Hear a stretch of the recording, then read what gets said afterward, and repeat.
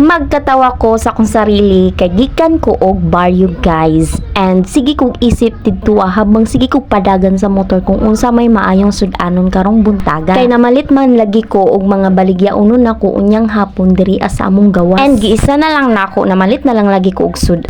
Sa pagpamalit nako og baligya unon para sa hapon diri sa amo ang gawas. Sige jud ko guna-una kung unsay maayong sudanon. So nakaisip ko is magpansit na lang ko uy and ganahan manggud ko og pansit like katugong dili gid siya mala basa-basa sad siya. Ay ambot unsay turn basta mao man gid na ganahan jud ko basta butangan lang yun nimo og tubig like basta sos gamay ka. And karon mag-andam ta og bombay og ahos kay ato anang sliceon kay syempre mao man gyud magpalami sa ato ang pansit. And syempre ang nagluto hoy sa mga lami ba oy nindot non ilang boss niya. Di bitaw busy kay kurong adlaw and dili gyud na malikhayan nato ang labunon mis kag gamay ra na guys ato bangon gihapon nato na kay ambot oy mao jud na perminti akong ginukan miskan pag Domingo walay rest day. Kay syempre apil na po dira mga damit sa ako ang bana in nagin na siya pang trabaho nga kailangan jud nako na labhan. Kay maluoy man sad ta og wala siya pang puli-puli nga pang damit niya oy like kanang mga pantalon lang gud siya nga pang trabaho nga mga gisi-gisi. No, di bitaw nang laba man gud ko sa iyahang mga pang trabaho and giisa na lang po nako kay nakoy gamay nga labunon ako na lang sang dili. Sa sige na tog tabi diri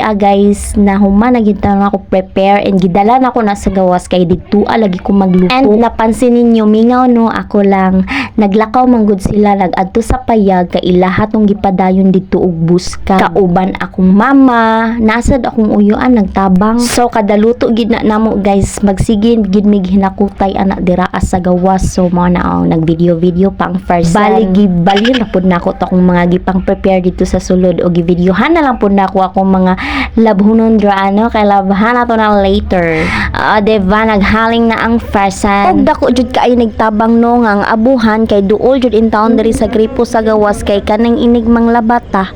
Duol ra pud kaayo bali usa na lang pud nato natong trabaho no kay duol ra lagi kaayo. So habang magluto ta di manglaba pud ta.